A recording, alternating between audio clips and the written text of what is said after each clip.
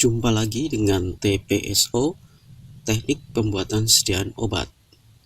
Semoga kalian dalam keadaan baik-baik saja dan siap belajar. Kali ini kita akan belajar bersama tentang cairan untuk sirup. Cairan untuk sirup adalah cairan yang digunakan untuk melarutkan gula sehingga terbentuk larutan gula atau sirup. Cairan untuk sirup terdiri dari aqua destillata atau aquades, cairan hasil penarikan atau hasil ekstraksi, dapat berupa masrat, kolatura, perkolat, dan sari buah. Dan cairan untuk sirup yang terakhir adalah larutan atau campuran obat. Kita bahas yang pertama, aqua destillata atau aquades. Aquades tidak sama dengan air minum dalam kemasan. Aquades dibuat dengan cara mencairkan uap air atau dengan penyulingan, maka sering disebut dengan air suling. Kalau air minum dalam kemasan dibuat dengan proses tertentu tanpa penguapan, sehingga masih mengandung mineral-mineral tertentu. Jika aquades ini digunakan untuk melarutkan gula, maka larutannya disebut sirupus simplex. Air hujan adalah contoh aqua destillata yang terbentuk secara alami.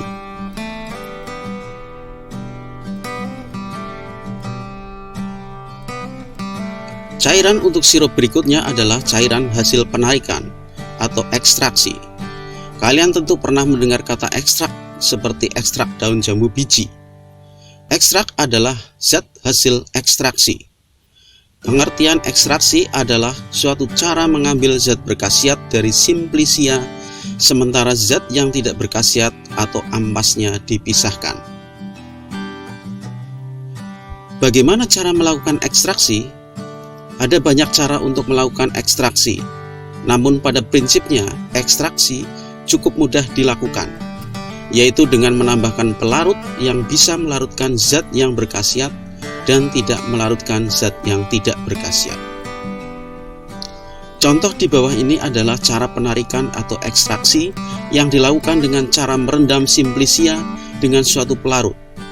Setelah waktu tertentu, pelarut akan berubah warna yang berarti telah berhasil menarik zat-zat yang terdapat dalam simplicia. Lalu kemudian ampasnya dipisah dengan penyaringan.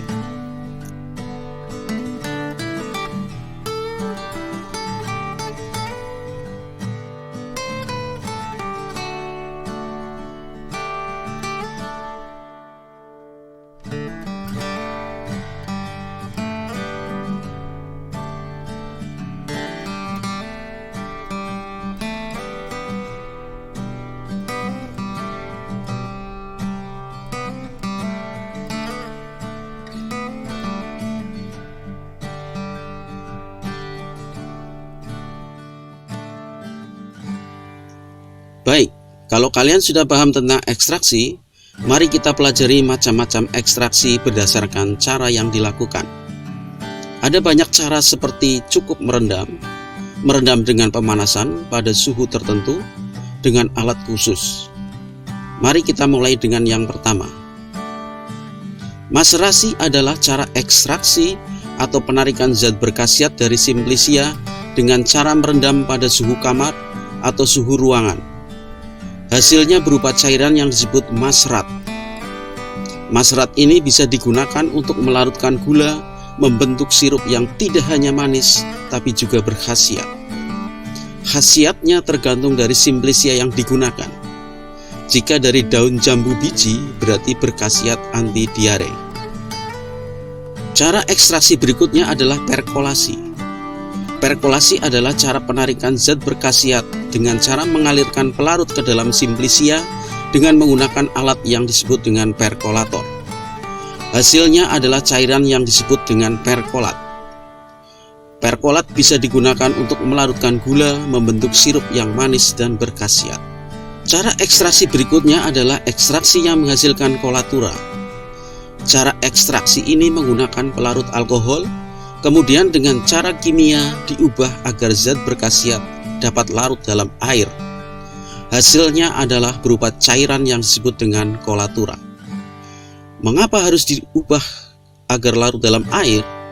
Ya, karena sediaan sirup pelarut utamanya harus air. Bagaimana jadinya kalau pelarut utamanya alkohol?